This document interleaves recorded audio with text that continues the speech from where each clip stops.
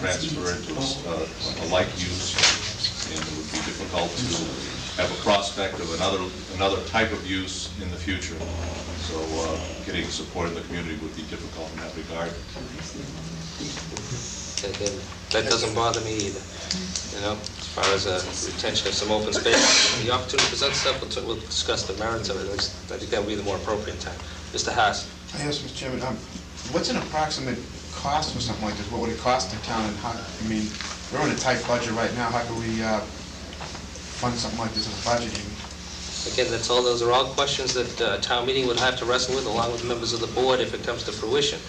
I don't disagree, but then again, you know, how many opportunities do you have, and can you afford to pass it up, along with other parcels of land that may become available in years to come?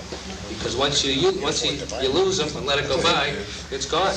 Timing's you know, so those are the types of questions that this board, planning commission, you know, the conservation, everybody else involved as far as local board levels, but also town meeting has to determine, you know, what do you want your town to look like, you know, in years to come? And the opportunities don't present themselves very often.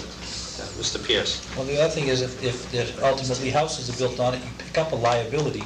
The town picks up a financial liability that it will have to take care of to eternity. So that when you begin to weigh that cost backwards, then you begin to consider... Is that life cycle cost? No. Yeah. Then you begin to consider the cost of obtaining the land to be minimal at that point. No, I know. I'm sorry.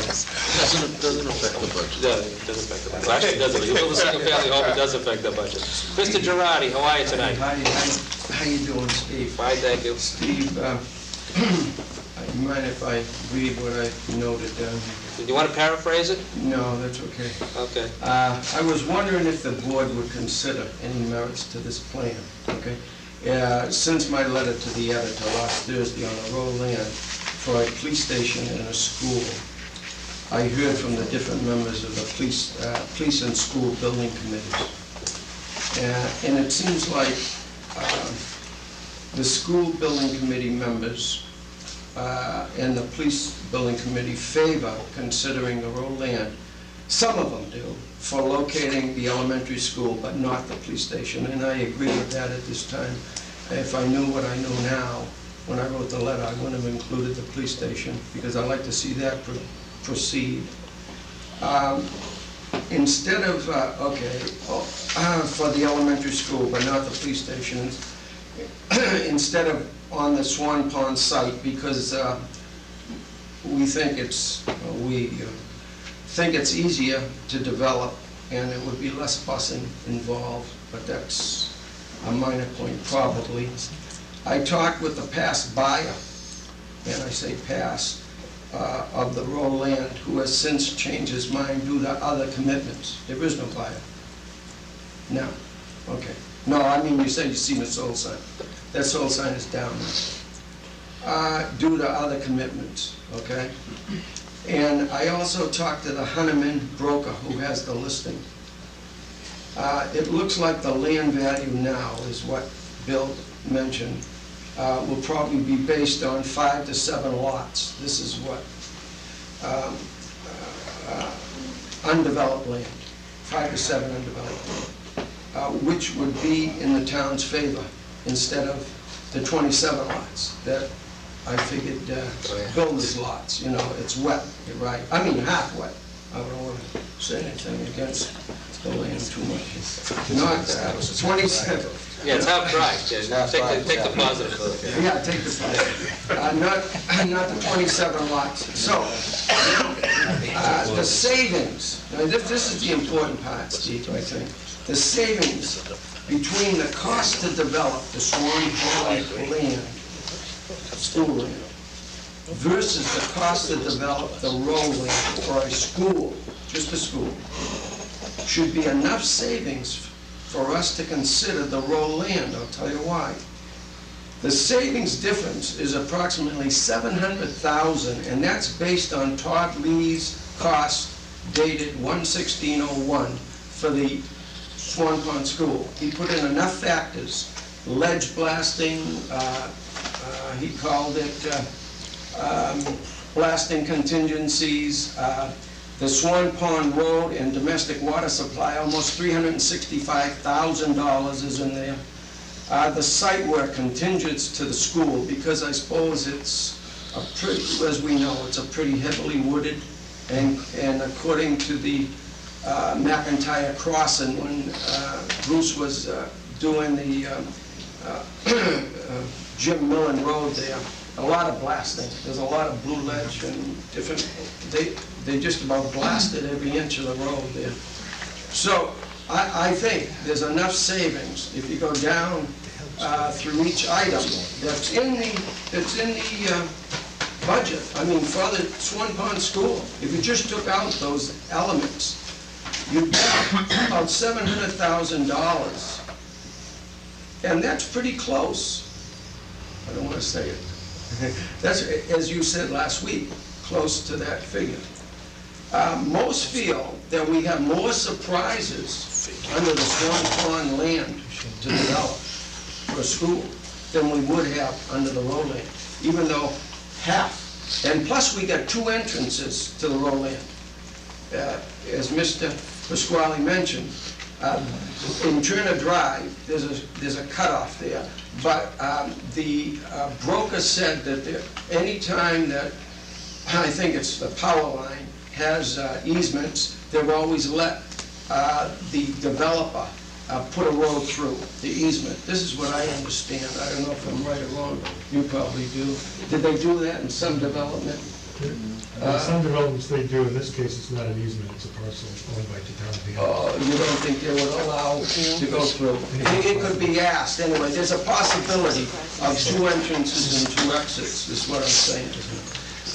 End of speech. Thank you. Okay, it just, that's fine. And again, as far as some of what you had to say, there are also site preparations to the site that you'd be using, and so it narrows cost down and adds more cost to that site.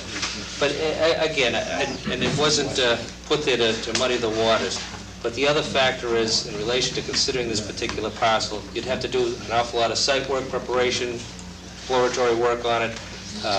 And we're talking about delaying a project, which every time we delay it escalates the cost of this building. And to me, it's not. I wasn't even looking at it or even considering it for a school site. The fellow that was intending to buy the property has had holes dug, and the land is flagged, and there are already prints on it that the broker has. And part of the agreement on listing, on selling to this buyer, or hopefully selling, was to turn over this information that he paid for. So some of this site work is already done. Okay. Okay. And again. Right. I appreciate your interest. I appreciate you spending the time and thinking about it. And I know there are members of the community that are doing the same thing, and they should consider everything that's being put forth for consideration on the May ballot and the April town meeting the same way. I wish everybody put the same amount of thought and effort into it. Thank you. To me, not my intention. I might not agree with you in relation to what you're proposing, but I appreciate the thought, the input. I think it's good. And as far as the, whether we're even going to get to consider it at April town meeting, if you say that there's no deal, my guess is it's going to be moot, and we're going to pass over this article at April town meeting. If the information you have is true, then my guess is the motion will be to pass over, because we have no bona fide offer, and I don't think it's going to come to fruition in 3 weeks. Not generally, anyway, unless someone's a cash buyer. And they don't usually finance these things with cash. So my guess is that we're going to probably pass over. But again, Mr. Girardi, I appreciate your input and your thought. And I appreciate your letter and your personal note. Oh, yeah. Very good. Okay, any other, on Article 17? Again, it appears as though, based on the information we have, it'll probably be passed over, but we'll see what happens. Fund retirement obligations. Tom, you want to talk about where we're at there? This is the appropriation that we need to fund the additional money in the trust funds for the retirements that are retirement obligations for fiscal year 02. There are 15 retirements.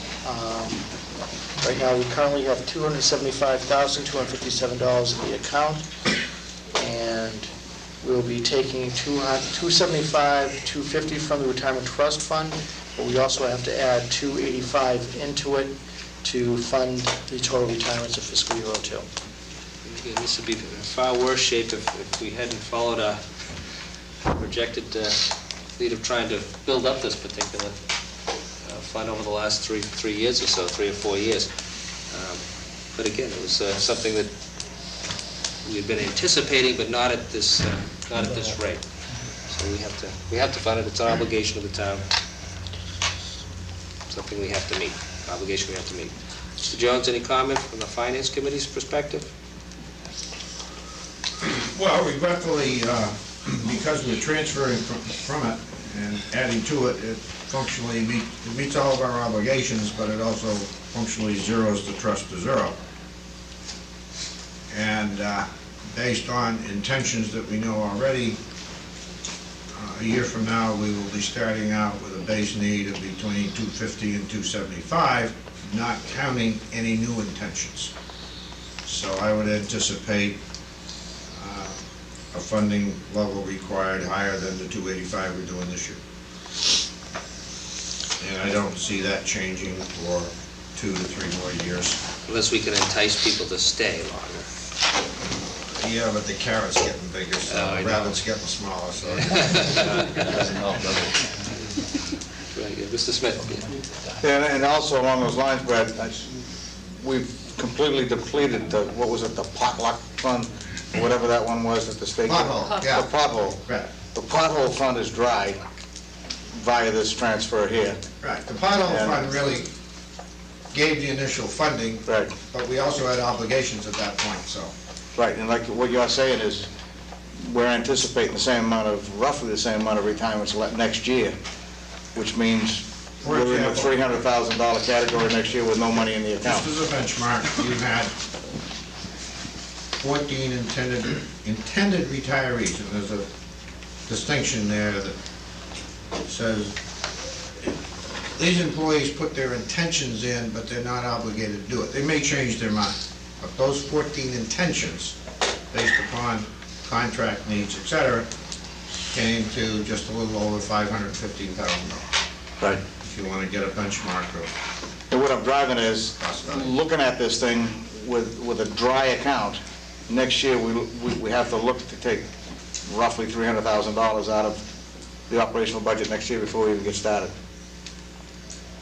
That's our benchmark, Yeah. and more, and more. actually. Right. Yes. So next year, I think, I foresee a bigger hit. Yeah.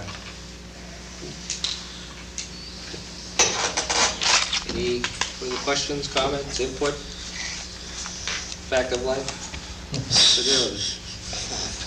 It is. People are retiring. All right. Article 19, amend the general bylaws, adding a section, order of articles for town meeting. What is this going to relate to, Tom? This is more a housekeeping chore that Ms. Stats can address to. Mrs. Stats? Originally, taking an article out of order for a town meeting was addressed in the town charter when it was established, and it was a 4/5 vote of the town meeting to do so. Then we had an article that allowed us to put in that lottery provision in the general bylaws, and we established that back in '92, that articles would be drawn by lottery. It was then determined that that article, or that provision for the general bylaws, was in conflict with the charter. The charter was later amended in '96 to say that the order of articles considered would be as provided for in the general bylaws, okay? So they were in accord at that time. Back in '98, we dropped the lottery system out of the general bylaws, which left us basically with no provision to take an article out of sequence. What this article does is put back the actual phrase from the town charter, from the original town charter, but into the general bylaws, and gives us a vehicle to take articles out of order once again, as previously established. That's basically it. Klaus and I were both in agreement with it. All in favor? Do we want to bring this up in order in town meeting, or we bring it up first? You have to pass it, it's got to get approved by Pass the it first Attorney before we can General take it out first, of and then in order. October you can do it. All right, we'll take it out of order then. Does that mean that we cannot take one out of order now? Yeah. That's correct. So we cannot take one out of order Right. now until Right. this is... There's no vehicle for